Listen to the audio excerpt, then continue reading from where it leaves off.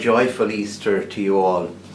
At last our Lenten journey has ended. Our 6 weeks of preparation have come to a close, and we can joyfully proclaim the good news at the heart of our faith that Christ is risen. Alleluia, alleluia. It has been said that the resurrection is at the heart of the Christian faith. It is perhaps the most significant celebration in the life of the Church. Indeed, St. Paul put it so succinctly and starkly even when he said that if Christ is not risen, then our faith is in vain. So today we celebrate the heart of our faith, our belief that the Lord is risen and continues to live amongst us. That the Lord not just walked the earth 2,000 years ago, but that the power of his life continues to influence our lives today. So as we celebrate the resurrection, as we celebrate the fact that Christ is risen, we ask ourselves, what does this mean for us? What is its implications for ourselves as we today seek to live our faith? There's no doubt that for the early church, and particularly for the disciples, the resurrection of Christ was not just something that happened to Jesus. It was also an experience that affected their lives. They were, if you like, transformed by the experience of the resurrection. It was for them a new beginning. It was the coming, if you like, of the new heaven and the new earth. And the impact of the resurrection was seen very much in their lives. These simple men who had doubted Christ, who had denied him, who had fled, were touched by the resurrection of the Lord, were impacted by the spirit of that resurrection, and they became fearless and powerful witnesses to the resurrection. And so for us too today, when we reflect on the resurrection, we're not simply talking about or proclaiming our belief in the promise of life after death. Of course, that's central to our belief.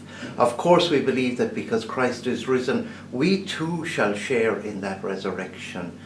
But I think we're also proclaiming our belief in the power of the resurrection to transform our lives now. It's a promise of new life and new beginnings. And because of our belief in the resurrection, we, in a sense, as Christians, proclaim our belief that we can never be overcome by the forces of evil in this world. We can never be overcome by sin or by sickness or by unforgiveness or bitterness or even death itself, because of the promise of new life and of new beginnings held out to us by the power of Christ's resurrection. Pope Francis tells us, and invites us indeed, to be people who face life with courage, with hope, and with faith. And that is what we Christians are invited to do. And that those are the attitudes that we're invited to bring to life. And we can do that because of our belief in the resurrection, because of our belief that nothing will ever separate us from God's life and from God's love. It's wonderful, I think, that we celebrate Easter in this part of the world in the midst of spring, when there's new life all around us. As we look at the new daffodils, the buds in the trees, the lambs in the fields, we see signs of life all around us. And as we celebrate Easter, we're reminded that that is what we are celebrating. New life, the possibility of new beginnings.